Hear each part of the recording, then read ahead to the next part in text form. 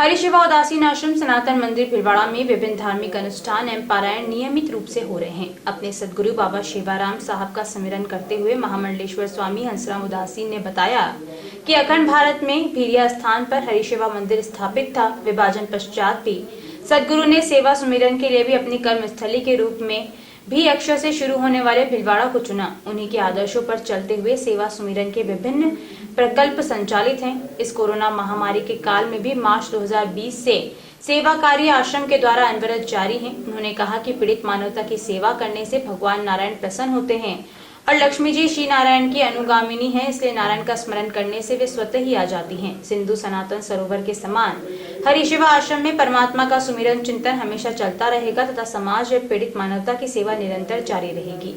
पुरुषोत्तम महात्म्य कथा के 15वें दिन की कथा में वाचन करते हुए व्यासपीठ से कथा प्रवक्ता स्वामी योगेश्वरानंद महाराज ने श्री कृष्ण पांडव संवाद के अंतर्गत द्रौपदी के पूर्व जन्म की कथा का उल्लेख करते हुए बताया कि द्रौपदी अपने पूर्व जन्म में एक मेधावी ऋषि की गुण सुंदरी नामक कन्या थी। भगवान पुरुषोत्तम की आराधना को ठुकरा देने से द्रौपदी ने अपने पूर्व जन्म में महर्षि दुर्वासा के वचनों का अनादर करके पुरुषोत्तम मास में दुख प्राप्त किया था। इस अवसर पर अजमेर के श्री महंत स्वरूपदास उदासीन, संत मायाराम, संत राजाराम, संत गोविंदराम, सूरत के सुरेश आहूजा, कोटा के राजकुमार चावरानी, अजमेर के महेंद्र तीर्थानी, गोवर्धन मोटवानी आदि ने व्यासपीठ का सम्मान कर आशीर्वाद प्राप्त किया। प्रतिदिन मंडल पूजा, रुद्राभिषेक, हवन यज्ञ, विभिन्न स्रोतों के पाठ, श्रीमद् भागवत मूल पाठ पारायण नियमित रूप से हो रहे हैं। सायंकालीन सत्र में चल रही मासिक श्रीमद् भागवत महापुराण की 15वें दिवस की कथा में प्रसंगों के अंतर्गत 10 प्रचेताओं के वंश में उत्पन्न प्राचेतस, दक्ष, हरियस्व, शबलास के चरित्रों का उल्लेख करते हुए महर्षि कश्यप की संतान परंपरा का वर्णन किया गया,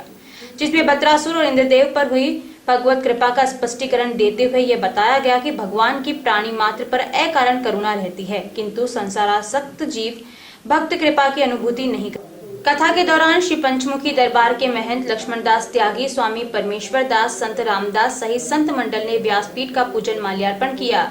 सायंकालीन आरती में राजपूत समाज के विश्व बंधु सिंह राठौड़, उमेश सिंह एडवोकेट, चतर सिंह मोटरास, डॉक्टर कुलदीप सिंह नाथावत, राजेंद्र सिंह भाटी व अन्य ने उपस्थित होकर व्यासपीठ का पूजन अर्चन कर आशीर्वाद प्राप्त किया। आज खाली कैसे आए?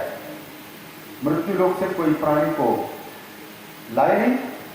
तब उन्होंने पहले तो यमराज से कहा कि प्रभु जी आप पहली बात बताइए, आज दिन तक तो हम समझते थे पूरे संसार के नियम नियंत्रण करने वाले आप हैं, लेकिन आज हमको ऐसा लगा कि आपके अतिरिक्त भी कोई है जिन्होंने हमको जबरदस्त भड़का करके और एक प्राणी जिसके सूक्ष्म शरीर को पापी होने के कारण हम लाना चाहते थे, लेकिन उन्होंने दुष्कार किया, हमको यहाँ लाने नहीं दिया।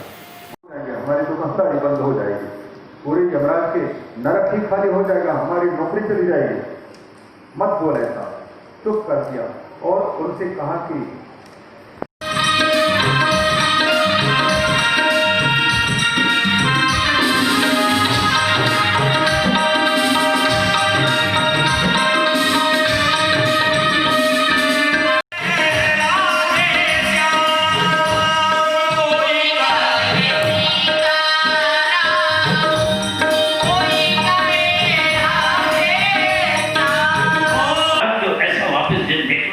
हम तो ये संकल्प लेते हैं कि वापस हमारा भारत अखंड बने और अखंड हम लोग वापस अपनी उस सिंध पे और सिंध भूमि पर हमारे आश्रम और हमारा सनातन, हमारी संस्कृति की धर्म ध्वजा वापस हमारे परचम लहराए।